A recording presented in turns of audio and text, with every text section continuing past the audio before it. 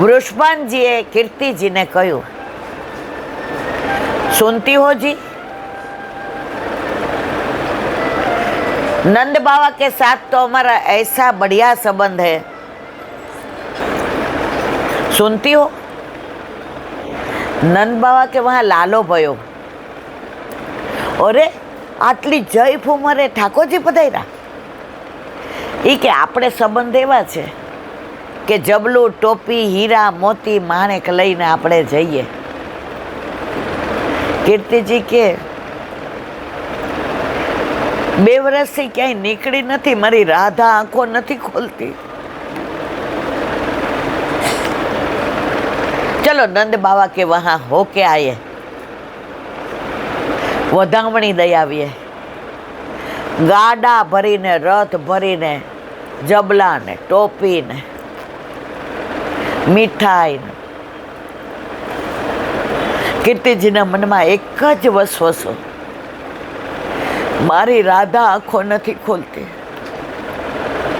ત્યાં ગયા, ઠાકોરજી પલનામાં પોઢેલા હતા। મંદ મંદ મુસ્કાતા હતા। ચરણનો અંગૂઠો મુખમાં હતો। પેંજરિયા રીમઝીમ વાગતી હતી।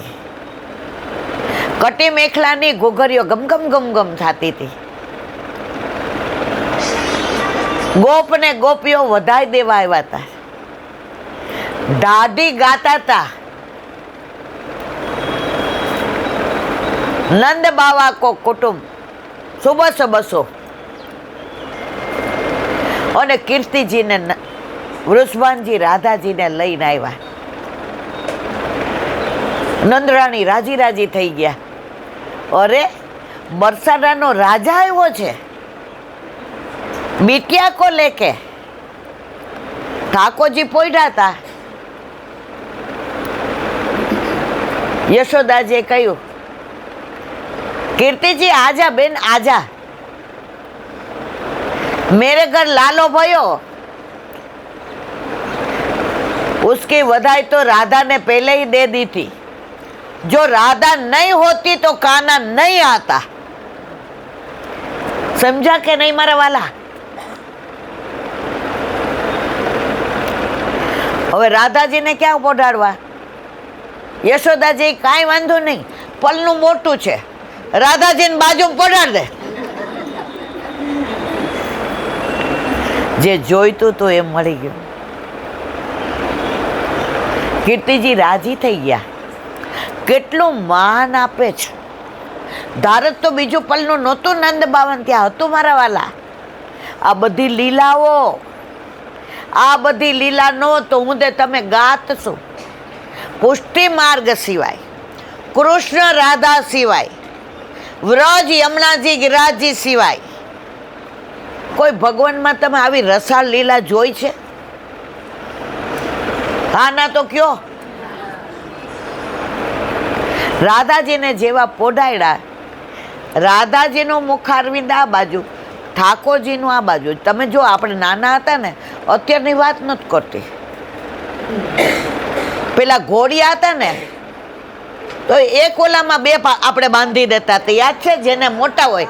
અત્યારના તો એમ કે ઇન્ફેક્શન લાગી જાય। આ ઇન્ફેક્શન લાગ્યા ત્યારથી ડિપ્રેશન આવ્યા છે। અમારે નહોતા લાગતા, અમારે પ્રેમ કરતા હતા। બેયને પોઢાડ્યા તો અહીંયા મુખારવિંદ હતું, એના દર્શન રાધાજીને થયા અને રાધાજી આંખો ખોલ નાખી।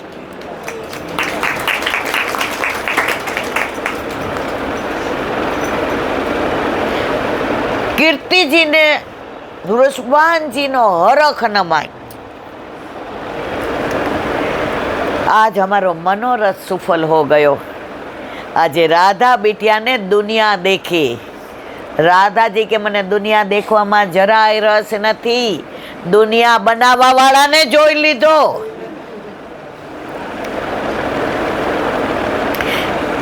एवा राधाजी नु प्रागट्य राधाष्टमीए આજથી વધાય બેસે। એક નાની વાત કરી અને આપણે પૂરું કરીએ, કારણ કે બધાયને મોડું થતું હોય। આ લોકોનો ભાવ કેવો, દૂર એટલું બધું છે આ ઘર, પણ ભાવ એટલો નજીક છે, ભાવ જીતી ગયો અને ઘર હારી ગયો. બરાબર કે નહીં મારા વાલા? તો નંદલાલની વાત નીકળી તો એક નંદગાંવની સરસ વાત કરી દઉં.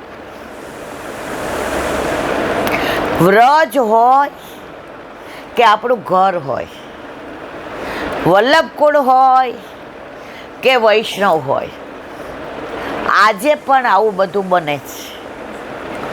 નંદગાંવમાં એક સંત રહેતા હતા.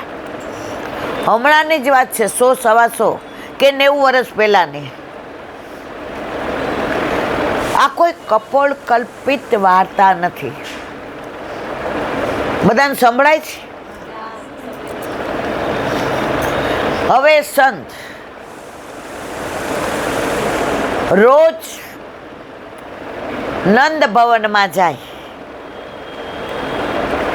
નંદ, યશોદા, રેવતીજી, દાઉજી, ઠાકોરજી બધાને દર્શન કરે અને વલ્લભના બેઠકજી આવે. આમાં વલ્લભના બેઠકજી કેટલા દર્શન કર્યા નંદગાંવમાં? આમ નહીં કરો, આમ કરો. તો નંદગાંવની અંદર બેઠકજી આવે, ત્યાં જારીજી ભરે. વલ્લભને કાનમાં ધીમેથી કે જારીજી ભરતા, ઠાકોરજી આપને વશ છે, વ્રજમાં વિહાર કરે છે, બાળ લીલા કરે છે. એકવાર એ કાનોડાને દર્શન કરાવી દો ને. અને આખો દિવસ પોતાની કુટિયામાં રાધે રાધે શ્યામ મિલા દે, રાધે રાધે શ્યામ મિલા દે. આમ કરતા વર્ષો વીતી ગયા. લીલામાં જવાનો સમય આવ્યો. હવે એમને એવો નિયમ હતો કે રોજ રસ્તામાં એક વૃક્ષ હતું, નાનું અમસ્તું છોડ, એને પાણી પાઈએ. એક દિવસ એ વ્રજના વૃક્ષને પાણી પાયા વિના ન રહે. તમે નિયમથી કાંઈ પણ કરો ને એનું પરિણામ મળે ને મળે છે. 12 વર્ષ થયા તો ઓલું વૃક્ષ હતું ને, છોડ, એ વૃક્ષ થઈ ગયું. એમાંથી ને ભૂત નીકળ્યું. વ્રજમાં ભૂત હોય નહીં. ભૂતની જગ્યાએ શબ્દ વપરાયો. ઠાકોરજીને શોધવા માટે જે જીવ તપ કરતો હતો એ એમાંથી પ્રગટ થયો. હવે મારો ઉદ્ધાર થઈ ગયો, મેં તમારા દર્શન કર્યા, મને વ્રજ રજ મળી. રોજ તમે યમુના જળથી મારું સિંચન કરતા હતા, રોજ તમારો સ્પર્શ થતો હતો, રોજ તમે વલ્લભના જારીજી ભરતા હતા, રોજ તમે નંદ બાવાને ત્યાં ઠાકોરજીને લાડ લડાવવા જતા હતા. બસ હવે મારો ઉદ્ધાર થયો, પણ મને વ્રજમાંથી જાવું નથી, મારે વ્રજમાં જ રહેવું છે. વ્રજ વાલું રે વૈકુંઠ નહીં આવું, વ્રજ વાલું રે વૈકુંઠ નહીં આવું. ત્યાં કાન કુંવર હું ક્યાંથી લાવું, ત્યાં કાન કુંવર હું ક્યાંથી લાવું. વ્રજ વાલું રે વૈકુંઠ નહીં આવું, વ્રજ વાલું રે વૈકુંઠ નહીં આવું. એટલા સંત મહાત્માએ કીધું કે તારે વ્રજમાં રહેવું હોય તો મારું એક કામ કરવું પડશે. તને ભૂત ન કહેવાય, પણ છતાંય હું તને ભૂત કહીશ. ભૂત પાસે એવી વિદ્યા હોય કે ઠાકોરજી ક્યાં બિરાજે છે ને ખબર હોય, એટલે એનાથી દૂર જ રહે. ભૂત ઠાકોરજીની નજીક ન જાય. હવે તું મને કે ઠાકોરજી ક્યાં બિરાજે છે? એ કે હું કહું, પણ પછી મને તમારે વ્રજમાં વાસ આપવાનો. એ કે મને ઠાકોરજીના દર્શન કરાવી દે તો ઠાકોરજી તને વ્રજમાં વાસ આપશે, મારા બસની વાત નથી. એણે કહ્યું, સાંભળો, નંદાલયનું પાદર છે ને, પાદર ભાગોળ,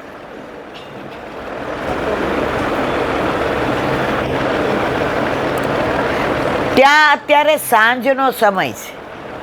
ઠાકોરજી ગાયો ચરાવીને પાછા પધારી રહ્યા છે. ગાયોને પૂંછડું આંબોળીને દોડાવે છે અને પોતે પણ પાછળ દોડે છે. ગાયોના ખૂરની રજ ઉડે છે. એ ઠાકોરજીને અહીંયા લાગી જાય છે, જાણે કે દૂજકા ચંદા. કાનમાં કરેણના ફૂલ છે, ગળામાં ગુંજામાળા છે, માથે મોર ચંદ્રિકા છે, પીળું પિતાંબર ધારણ કર્યું છે. તમને અત્યારે ત્યાં ઠાકોરજીના દર્શન થશે. આ સંત મહાત્મા દોડ્યા. બોલો કે ત્યાં સુધી હું અહીં ઊભો રહું? એ કે હા, તારે વ્રજમાં વાસ જોતો હોય તો ઊભો રહે.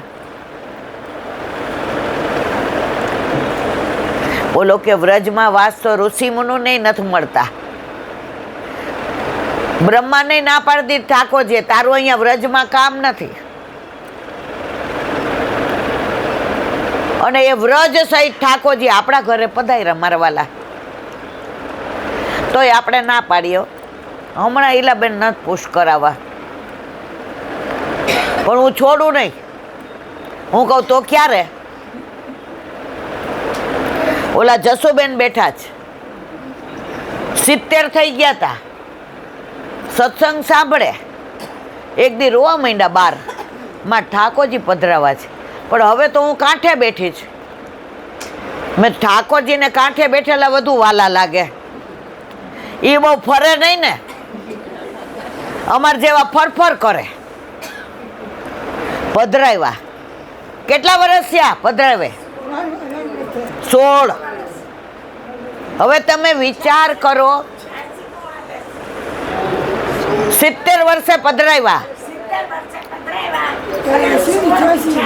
હવે વાત જે કરવી ત્યાં જ. અને આપણે 46 વર્ષના કહીએ ને, ટાઈમ વયો ગયો. હા ઈલાબેન પરવારી ગઈ. છોકરાઓ હવે મોટા થઈ ગયા, કાંઈ ચિંતા નહીં. હું કહું હવે ઠાકોરજી એમ નો પધરાવાય, હજી વાર છે. કાલે અમારા ઘરે 2 વૈષ્ણવ આવ્યા હતા. હવે એના સાસુ એને ના પાડે કે મારે ઠાકોરજી આપણા ઘરે વર્ષોથી છે, તો મારા પછી તો તું એકની એક છો, તારા માથે પધરાવાના છે.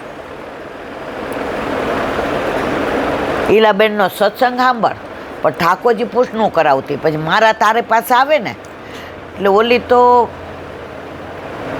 6 મહિના થયા, 8 મહિના થયા, વરસ થયું. પછી કાલે મારા ઘરે આવ્યા. નામ નો દેવા, આમાંથી અડધા ઓળખે છે. મેં કીધું કેમ મારવાલા? મને કે કામથી આવી છે. મેં કીધું અહીંયા એક જ કામ હોય છે બધાને, કાં પુષ્ટ કરાવવા હોય અને કાં બ્રહ્મ સંબંધ લેવું હોય. લૌકિકમાં મને કાંઈ રસ નથી. આવે લૌકિક વાળા આવે. મારી દીકરીને 39 વર્ષ થઈ ગયા, હજી થાતું નથી. મેં કીધું આપણે કાંઈ અહીંયા લગ્ન મેળાવડાના પ્રમુખ આપણે છીએ નહીં. એણે એક સરસ વાત કરી. ઈલાંટી મને 46 વર્ષ થયા.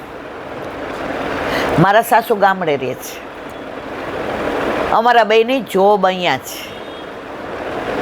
મારો મોટો દીકરો સિંગાપુર ભણે છે. અને નાનો હજી 8 વર્ષનો છે, બે વચ્ચે બહુ ફેર છે. હવે મને એવો વિચાર આવે છે, અઠવાડિયાથી ઊંઘ ઉડી જાય કે મારા સાસુને 73 વર્ષ છે. હવે એમ કે છે કાલે નહીં હોવ તો તારા, તો એ તો 100 વર્ષ જીવે અને ભલે જીવે, પણ હું અત્યારે વહી જાઉં તો મને ખબર છે હું 100 વર્ષ જીવવાની છું. એટલે મારે હવે ઠાકોરજી પૂછ કરાવવા છે, પણ